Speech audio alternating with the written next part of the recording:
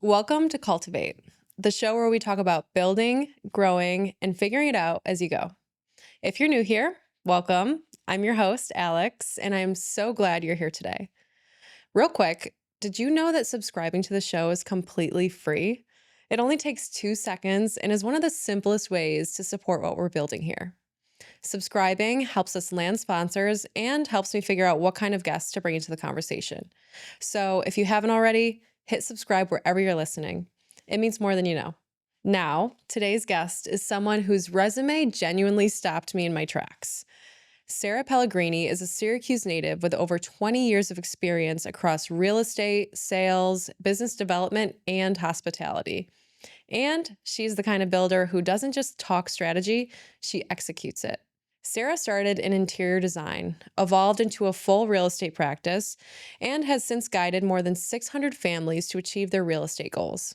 She spent 5 years as vice president of a national real estate coaching organization, mentoring hundreds of agents and business owners across the country. And in the middle of all that, she co-founded Noble Cellar, a fine dining restaurant inside a historic downtown Syracuse church that went on to earn Wine Spectator Awards, DiRōNA recognition, and repeated Best Restaurant honors in its first 2 years.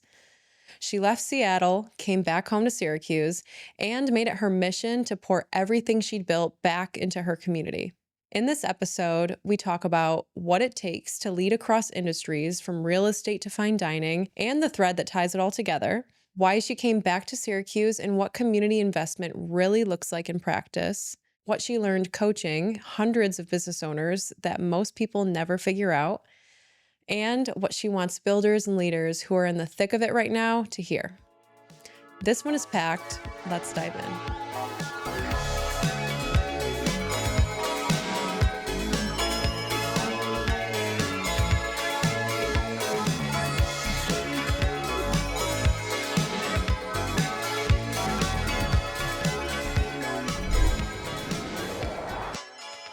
Sarah Pellegrini, welcome to Cultivate. Thank you. Thank you so much. I have been very excited about this interview.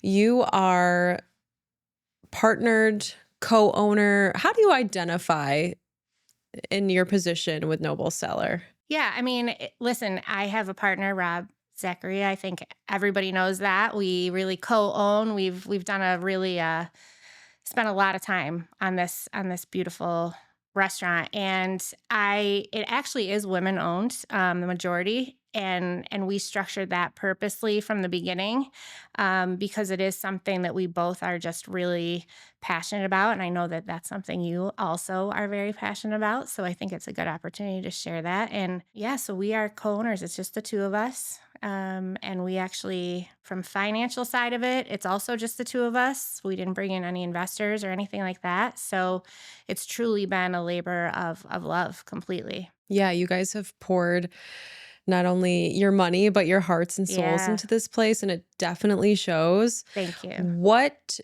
does your day-to-day look like, or where are you most focused in the business? So I really am operations, right? If you look at the restaurant, you look at the staffing, you look at really like the weekly checking in with the leadership team. That's really my responsibility. Rob is focused a little bit more on the back end of things. So analyzing the numbers and working with the city with grants. We're about to do some big exterior construction to the building. So we're getting it painted, putting on a new roof, some masonry work. So he's handled the coordination of those contractors. And I'm really focused more on the day-to-day, the menu building and all of that. Yeah. You are in it. Yeah. You've spent a majority of your career in real estate. Yep, absolutely. And so how did you find yourself pivoting to owning a restaurant then? So this is almost like kind of like a joke in a way. And I say it only because I believe when we say no to something that God laughs at us. And that is exactly the situation that I found myself in. Rob and I had looked at several other buildings strictly with the intention of letting the space talk to us. So we knew real estate for me, had served me so well. I've been so fortunate. I've had an incredible career helping over 600 families with their real estate goals, and also dabbling in the commercial side of things too. I knew I wanted to do more than that. And for me, real estate really means place, right? And so I think that every home really defines you, right? When you go into someone's home, it's like you're entering into their soul a little bit, right? And Syracuse needs more places and spaces that people can come together and have connection. And so fast forward, led us to really the decision I knew I wanted to develop at some point. I just didn't know what. I wanted to let these old, beautiful spaces we're surrounded by in Syracuse, New York, right? Yeah. Find one and let it just tell me, right? And that's how I wanted to start. And so we looked at a few different spaces, and I went into this one by myself. And as soon as I did, I just knew. I knew that I had to breathe new life into this space and honor the history that's there. I said many times, there's a lot of things I'm open to doing. The one thing I'll never do is open a restaurant. So that's Okay. where I find it, right? That's where God was like, really? No restaurants. Let's see how you handle this, right? And so um, once I went in there, I just knew that's what it was supposed to be. Yeah. So you and Rob decided to start a venture together first We and did. then just looked at spaces, and you didn't even have an idea for what the actual business was going to be. Yep. You just wanted to find a space that made you feel something. That's really interesting. It's a completely different approach than I think probably 99% of business owners take. And I also believe it is why we have been as successful as we have been. People wait for timing, right? Oh, timing's not right. Timing's not right. Some people wait and hesitate starting something because you're looking and analyzing all this information on other people who already have done it. And that doesn't fit for me. But really, you can do anything. You really can do anything. And ultimately, both of us have had opportunities to travel and lived in major metropolitan cities. And we knew that Syracuse really um, I think, has had challenges with spaces and places for people to gather, right? There are some great staples out there, not just restaurants, but coffee houses. I mean, there's a lot of spots, but there's not enough yet, right? There's so much room for more.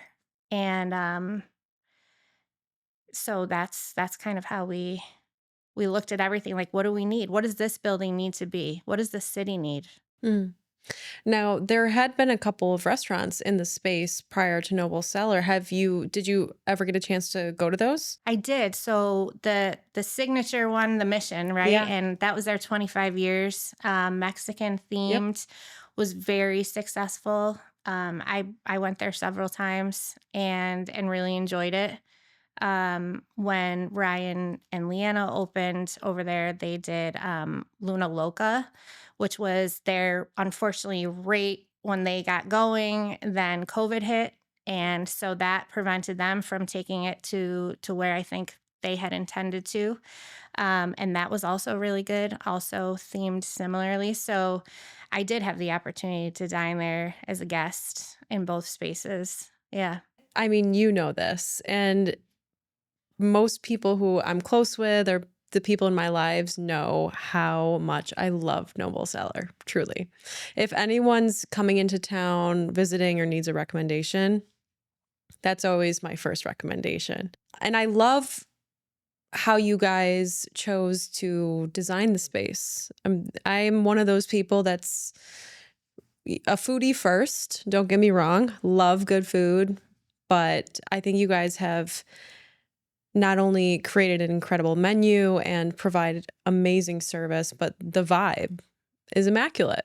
I love the coziness of it, but I also love the beauty and the art and just the design of it. So who was really like focused on design, or was it kind of a shared effort between you and Rob? I'll tell you, that was when we were probably waist deep in it, right? We were both very involved in that process. And we spent an enormous amount of time about being very intentional in creating a new space because we wanted, again, to really honor, there's 18-foot ceilings and these sensational stained glass windows that are there. And it's like, we wanted to highlight those windows almost so it felt like they were the art.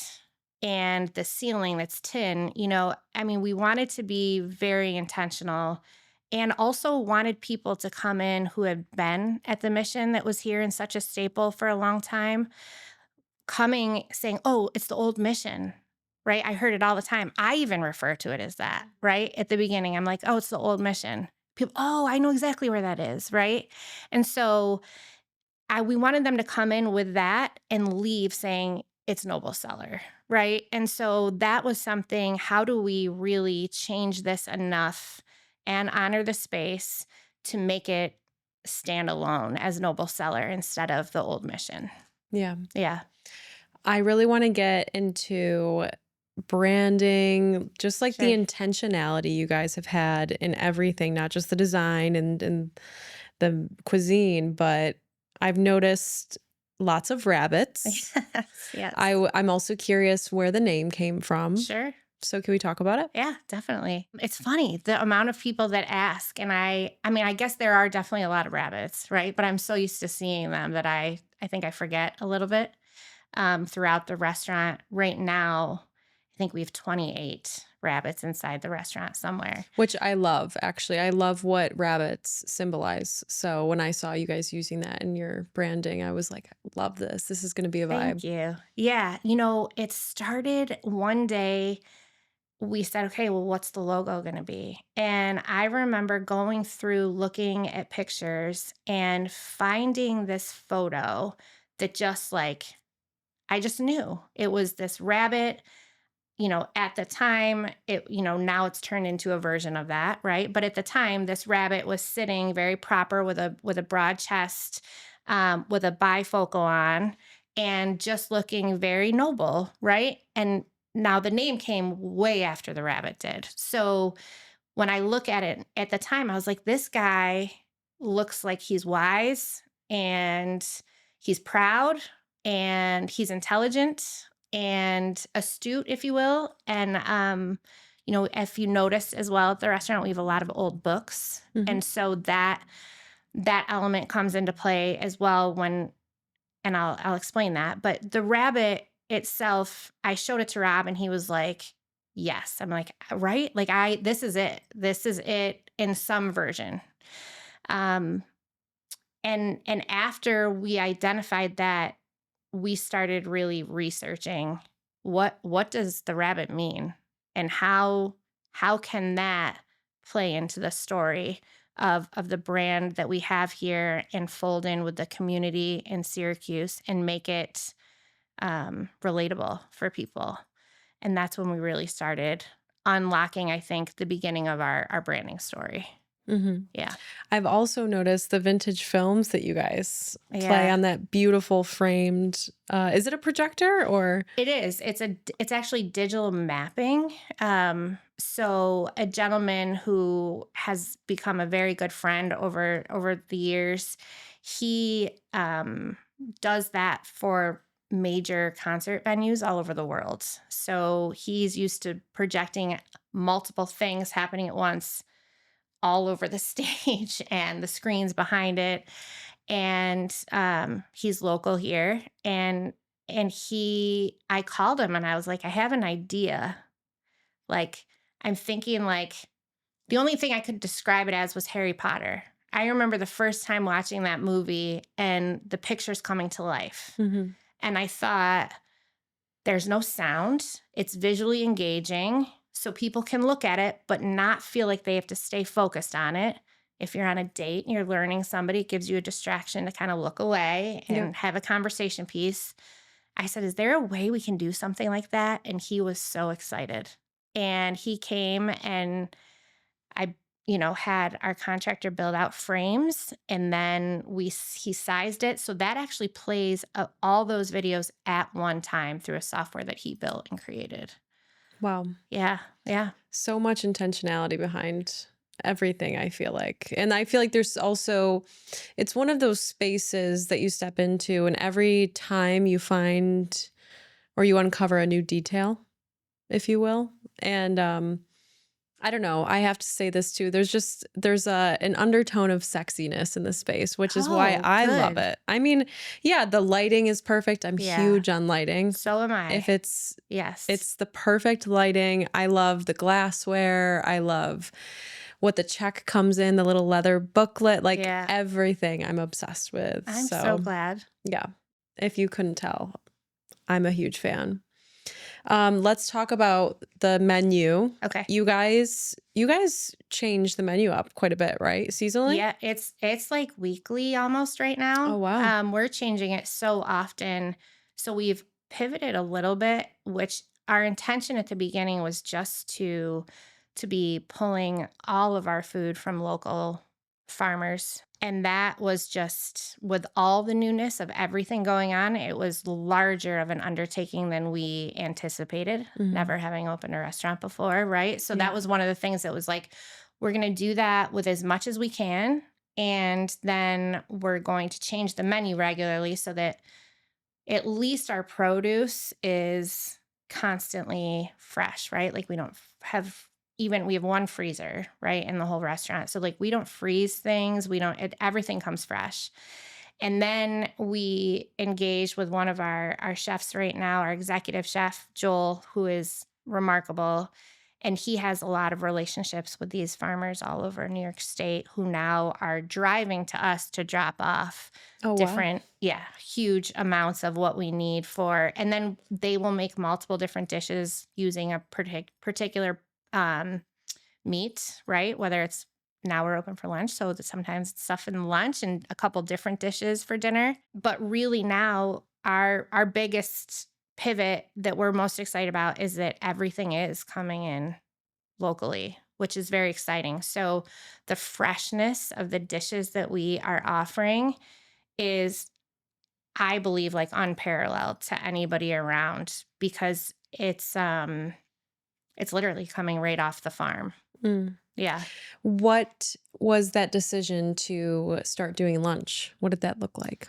It was one that Rob and I always were hopeful for. When we first opened, we got questions around that all the time. When are you gonna open for lunch? It was like, there's no way. With the type of service we're doing at dinner, our staff, it's just too much for our staff, right? And we knew we thought we would have to bring in a whole new staff for lunch.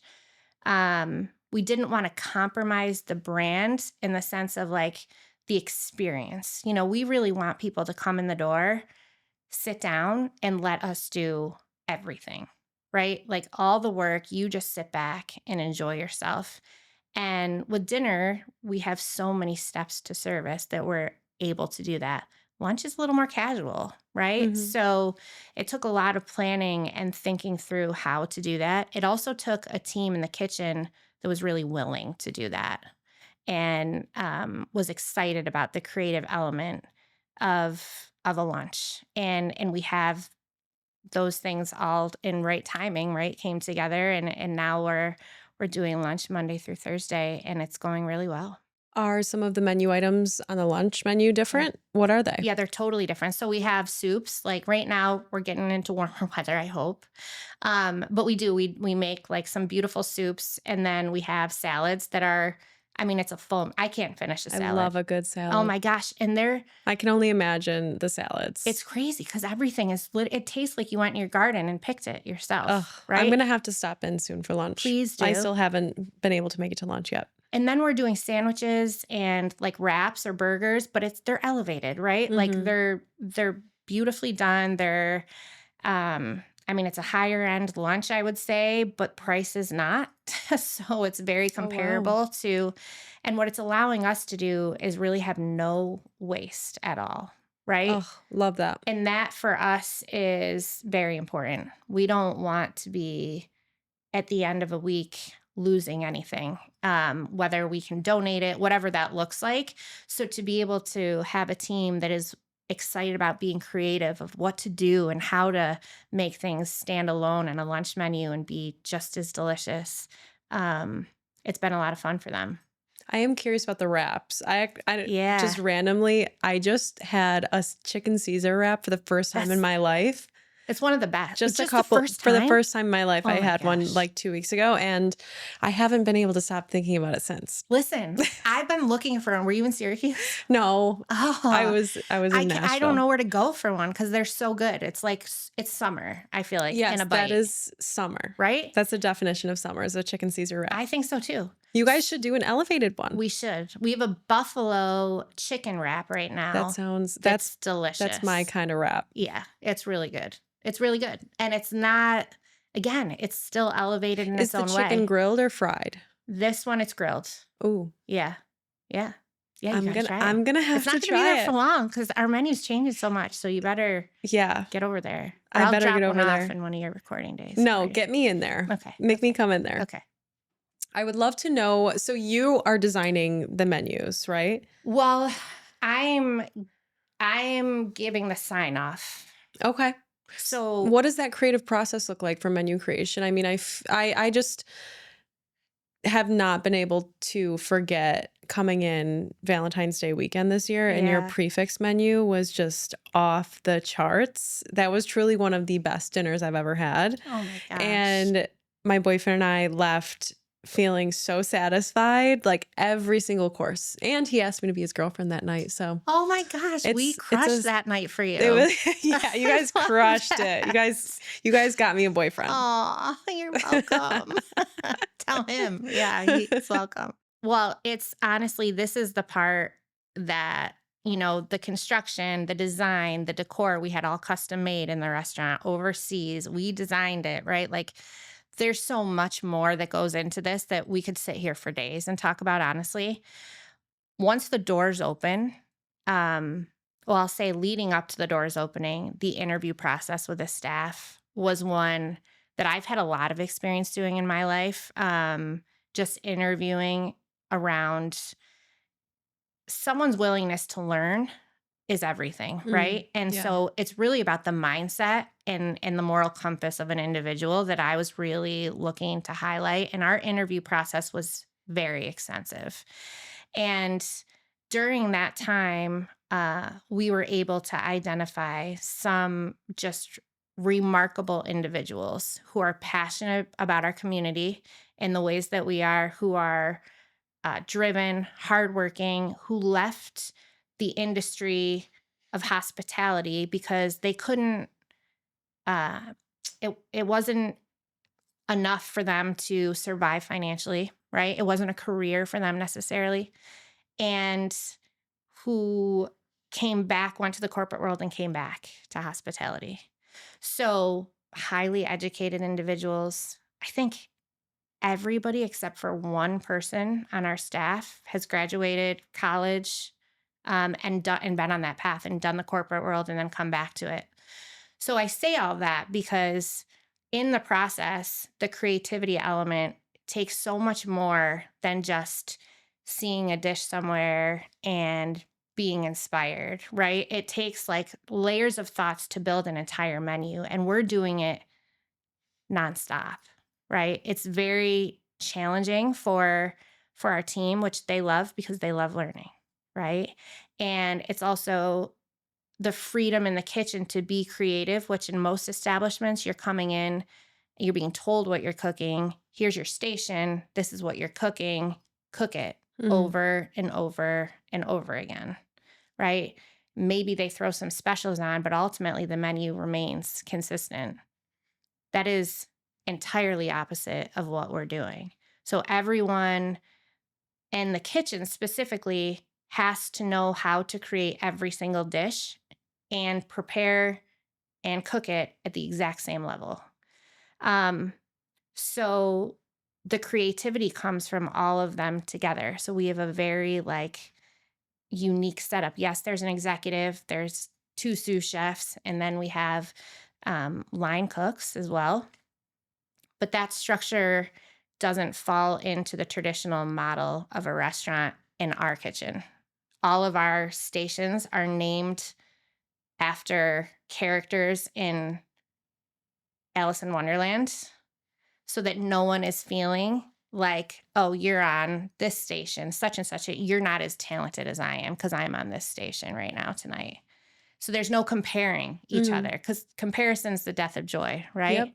So these guys work together and come up with ideas and then level up, add this, let's add this, let's add this. Then there's a composed full dish and that gets presented and then ultimately added to the menu if it's successful, which it's very rare it's not. But, sometimes there's little tweaks and changes that we make. So the staff in the kitchen has this freedom of expression and creativity that I think is fueling them Oh, yeah. in a different way. That's absolutely vital, I think, for people, especially if you want your team to take genuine pride in what they do Yep. and to do a good job. Yeah. And you guys, even though you're running your kitchen different than most, it seems to be working. I mean, in your first 2 years, you guys have won Best Restaurant in Central New York, the DiRōNA Awards of Excellence 2 years in running, and you've won the Wine Spectator Awards 2 years in running. When you are in the weeds of running this restaurant day to day, what does it actually feel like to realize that you guys are being recognized for this incredible work that you're doing?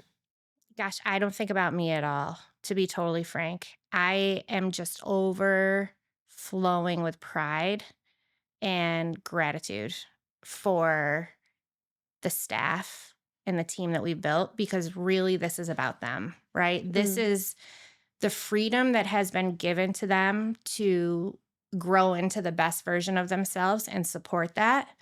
That is what those awards really mean. It's validating the effort and energy that they're putting in on a daily basis every time they show up. I think the Wine Spectator Award is something that we're really excited about and excited to continue to grow in. The DiRōNA Award really just kind of came as a huge surprise and again, very validating that, okay, we've struck a vein here. Syracuse is ready for this. They're ready. And at the beginning, we were told by previous restaurant owners, current restaurant owners, that it wasn't going to make it, that we had no chance doing something that was more fine dining, even though I think you've heard me say that we really believe it's an approachable fine dining, right? It's not a white tablecloth fine dining, but the food and the service are certainly fine dining level, right? So it's validating, it's validating for the staff. I think it's validating that Syracuse is excited and ready to grow into the future. And I think that speaks volumes, That has been probably the biggest surprise for me out of all of this is the community's response. I remember my first time going there and just being so impressed, but also relieved that that there were 2 young, creative people like yourself and Rob that were willing to bet on this space, willing to place their bets on Syracuse Yeah. and make a decision for Syracuse that we are ready for this and that this community does need more spaces like this. I think that when a restaurant first opens, of course, everyone's on their best behavior and they're giving it their all. But every time I visit, I feel like the bar has risen. You know what I mean? Like you guys, I can tell that you've built a culture around constantly learning, constantly improving. You guys have a growth mindset, which is what we're all about with the company I've built at CNY Yeah. Women's Network. It's like, if our community is ever going to change, we're going to have to adopt a growth mindset. 100%. So, as a woman Yes. who has built something incredible in a male dominated industry in a city that needed people to bet on it, what would you have to say to other women in central New York that have big dreams and want to create something for their community? Oh, it's emotional a little bit, you Well, you know? are, you have a daughter, you're a I single mother. do. Yeah, I do. I am a single mom of a 16-year-old daughter, and um I would say don't wait. Don't wait. Timing is never going to be perfect. Everything isn't going to line up exactly as our mind kind of brainwashes us to think it has to all line up in a certain way. I think everything is figure outable. And those are the things that like I have stood by. If you can surround yourself in mentally in a space of like maintain an attitude of gratitude, take the risk, know that there will be people around you who you can lean into. People can call me. I would be happy to give guidance on anything about opening and starting any kind of business. And like, I just think people are more willing to offer insight than we think they are. Mhm. And now is the time, That's really how I feel. Now is the time. Like, if I can do it, anybody can do it. That's also how I feel genuinely. And I just came from a place of every step was grateful for where we were. Every single step we took, even if we were behind schedule, it was like, well, at least we made this step forward. That's huge, right? And this happened today. Um, and I think that's probably my biggest takeaway. Yeah. Yeah. You have an amazing attitude, I would say. Thank Like, you. obviously, gratitude is really important to Yeah. you, but you're just a real go-getter, and you seem like someone who doesn't see a lot of obstacles. They just see opportunity. Have you always been this way, or are there some things that you had to go through to build up this level of resilience? Yes. Yes, and Yes, and yes. Yeah, no, I've had some huge challenges in my life. I was a soccer player at a very high level. Um, and I had all intentions to go and play in college. And I got hit by a drunk driver and I couldn't play anymore. And that Mhm. was going into my senior year of high school. I was in my senior year of high school. So I'd say that was the first major mindset challenge that I ever had of like, here's something you've been working at for the majority of your life and everything, your effort and the reward was reflecting the effort that was put in very directly, right? The harder I worked, the better I got, the stronger I was, right? So there were no hiccups or curveballs or things that didn't necessarily not go my way in that. And so that was a big moment for me of saying, okay, what now?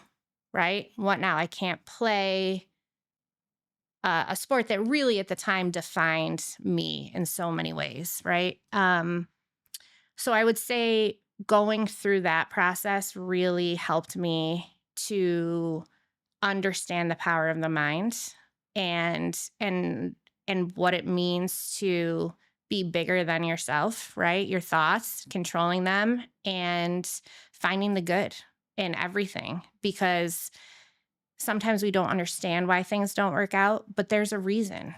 And if you can trust that, it's, I think, more opportunities fall in front of you when you give in to knowing, okay, things don't work out because something better is meant to. I 100% agree with that. And I really resonate with that a lot.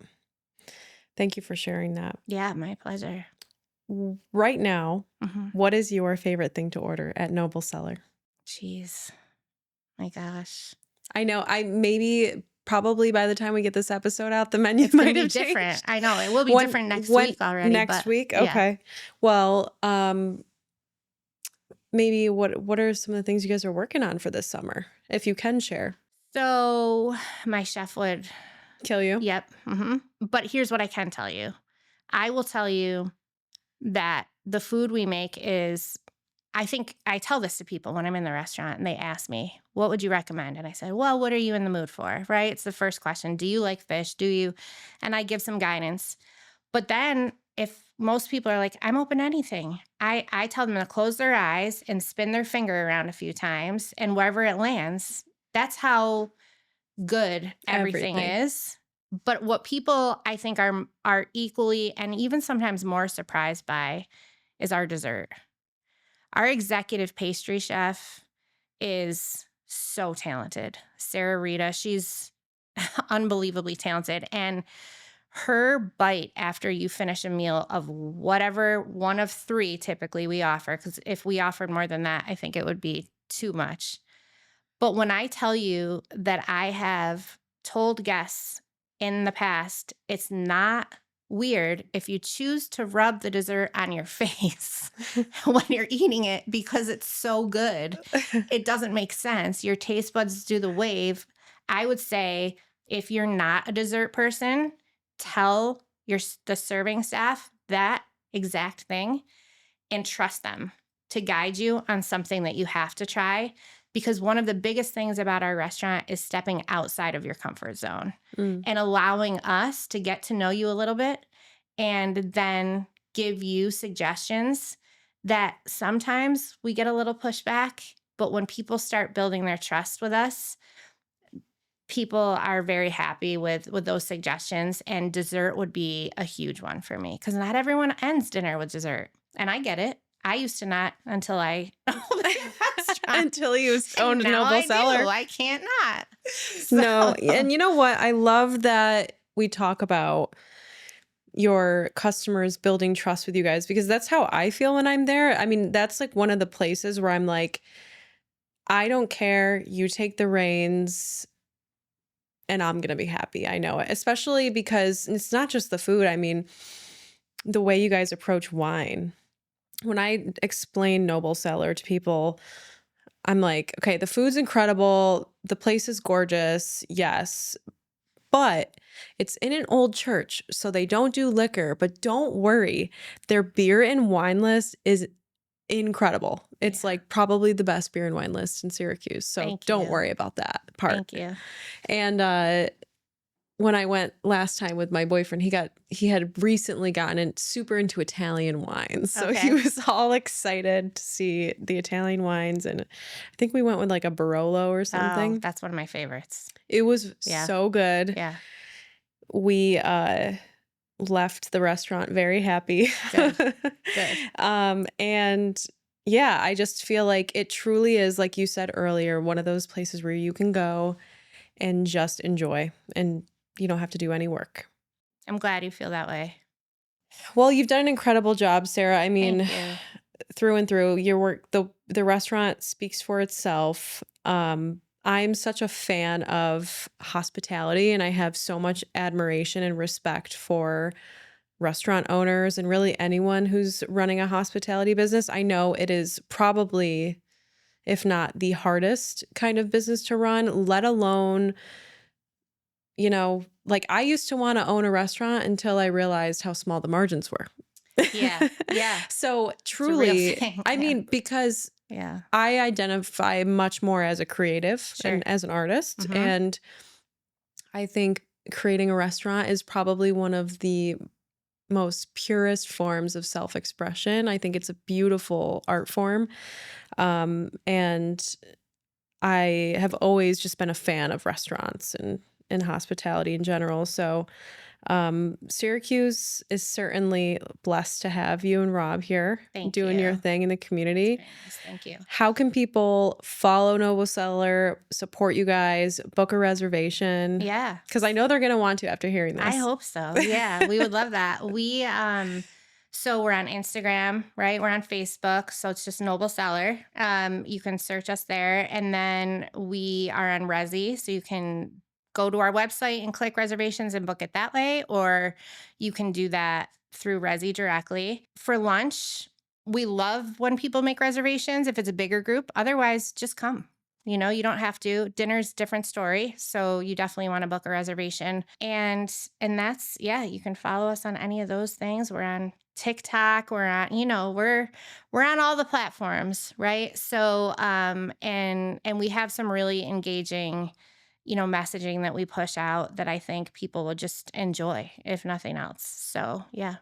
Thank you so much, Sarah, for your time Thank today. you. I'm excited to share this with our audience, and I look forward to dining at Noble Cellar very soon. Can't wait to have For you. lunch. All right, guys, that's it for this week's episode. Thank you so much for tuning in to Cultivate CNY. If you enjoyed this conversation, I'd love it if you left us a quick review and made sure you're subscribed so you never miss an episode. And if something in today's discussion resonated with you, please share it, whether it's on social media or directly with a friend. You never know how hearing this conversation might be exactly what someone needs right now. And I love to hear your feedback. I love to hear your thoughts. So please be sure to tag us on social media if you do share there.